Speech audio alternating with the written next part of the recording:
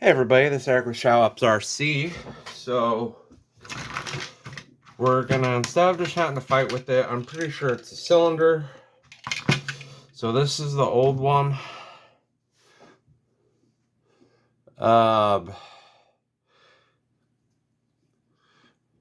It's definitely loose. I don't think it should go as far as it's going. Here's the new one. You can tell because it's shinier.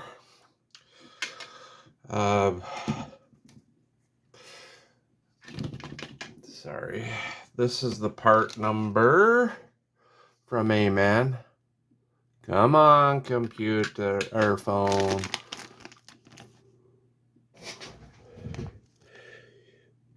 Focus. There we go.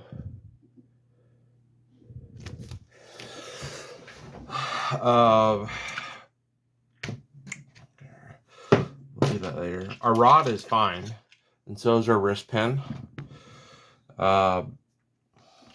Something to be in mind when you're taking these suckers apart.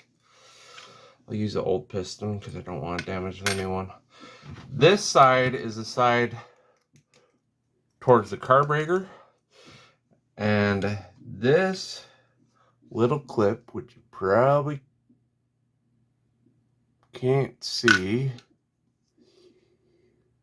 there we go, holds the wrist pin on. So you have to get that off.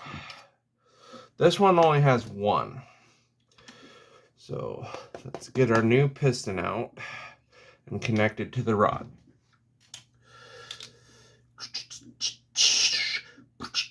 There's the rod. So something you gotta be careful with this rod is, see how this side, I mean it's a little ward from the one-way bearing, but you see there's no oil passages. That goes to the one-way bearing. This side points in towards the carburetor because that's how oil from the fuel oils the crank on this brass or bronze or copper. I can't remember what these bushing bearings are. But that's how it gets oil from the fuel. So when we put this on, it's got to go on like this because this part is clearanced for the crank. If we did it like this, it would hit the crank and break the piston. So it goes together like this, but the rod, the wrist pin comes from the other side. So, and something to keep in mind as well. So there's a hole in the wrist pin on this side and not on this side. The side that's filled goes to the outside towards one-way bearing, okay? And you can see wear marks, but you can't film, so it's fine. And it's not cracked or smashed, so we're okay there. So I just get in like that. Little hole is your wrist pin hole. Oil hole pointed towards the cutout on the piston.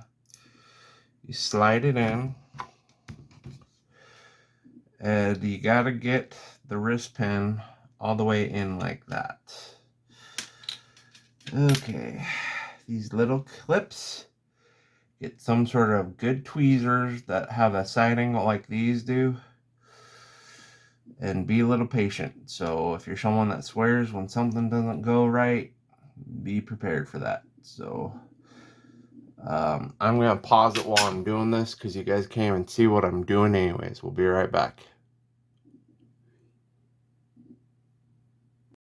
Okay, we're back, everybody. I got the wrist pin clip in. Oh, come on, focus, phone. You can kind of see it in there. I'll compare this to the old piston.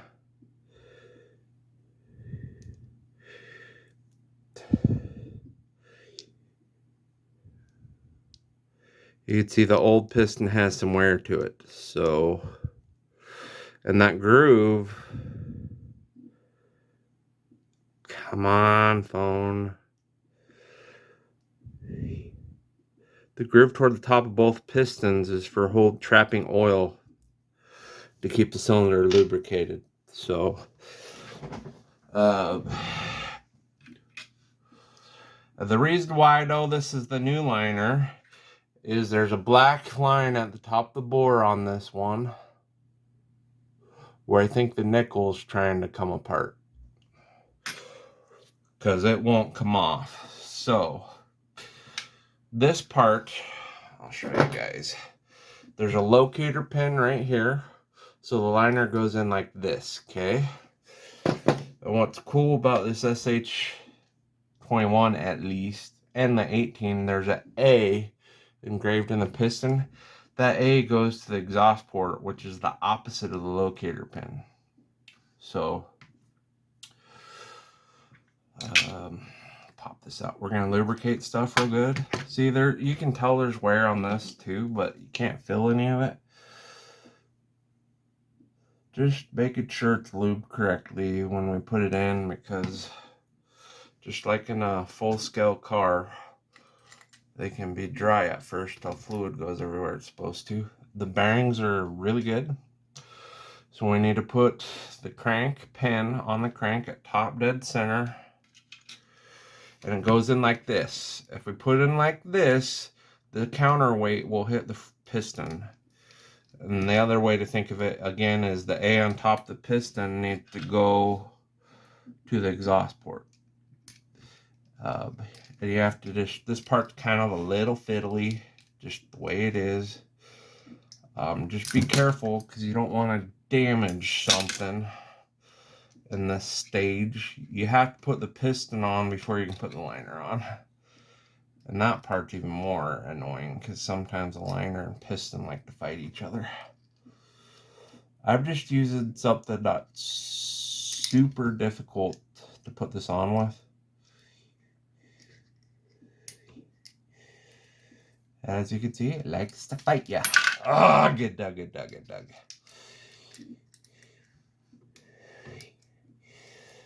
Turn it. Oh, come on.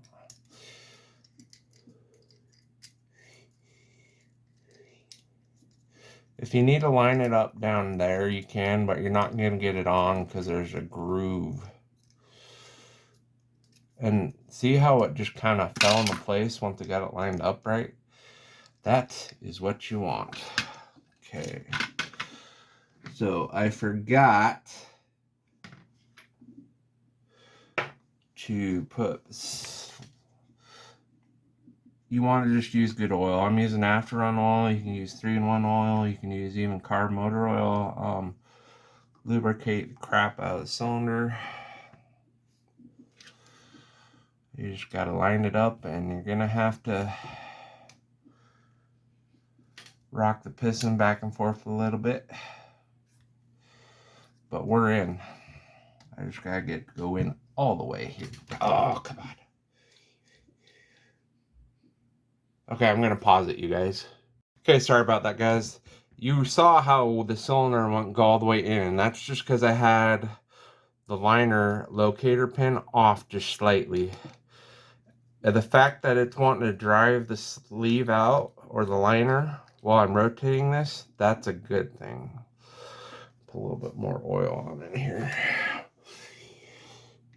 So it's probably going to be a little smoky the first time and be a little hard to start, but that's okay.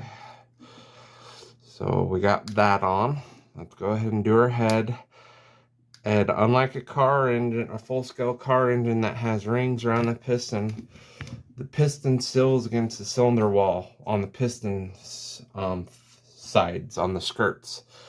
And then at the top it gets narrower, and it's called pinch. If you leave the piston, and I think that's why this one wore out, is because it was stuck. And so as it cooled, it went around the piston and opened the pinch or the taper up. So you want to leave it bottom dead center to keep it from blowing out the pinch. If you don't have pinch, which is what I think I lost on my other one, you don't have compression.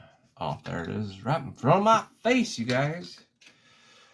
Can't forget our 2 shim / head gaskets here. They're just a little copper thin washer.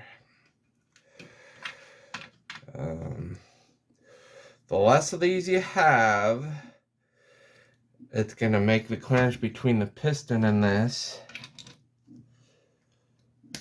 tighter. Oh, well, yeah, that's a lot better. So this button head doesn't matter how it goes on, okay? You guys, let's move orientation here. So, and this cooling head has to have air go through it to pull the heat away from the engine. So there's a hole in the front right, oh, you can't really see it, that allows air to go through it. You can go put it on this way or this way, but that'll allow air to go in it and not just across the side. And so it will cool better doing that. So I'm going to pause real quick and put the head bolts in. Okay, we have the head bolts in. Now we're going to torque them in a star pattern, you guys, so it clamps down evenly. There may be a factory torque setting, but I don't know what that is. I just get them snug in a diagonal pattern. And since I'm on this side, I could go this one or this one. But since I'm on this side, I'm going to go that one. So I'm putting the clamping force down evenly. I have to get my other screwdriver. I forgot the little grub screw for this one is loose. So let me snug it.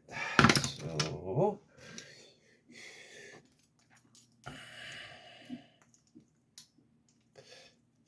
tight. Tight. Tight.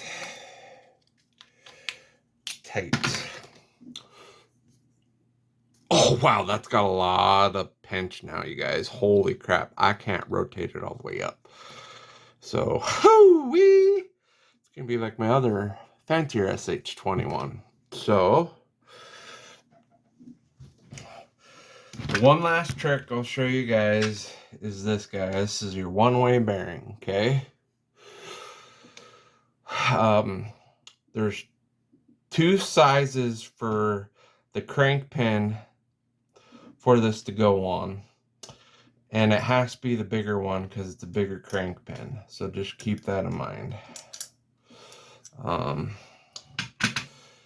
It'll be easier though if we do this. Starter shaft goes onto it, and this face goes up against the crank, so we'll put some oil on it here in a minute.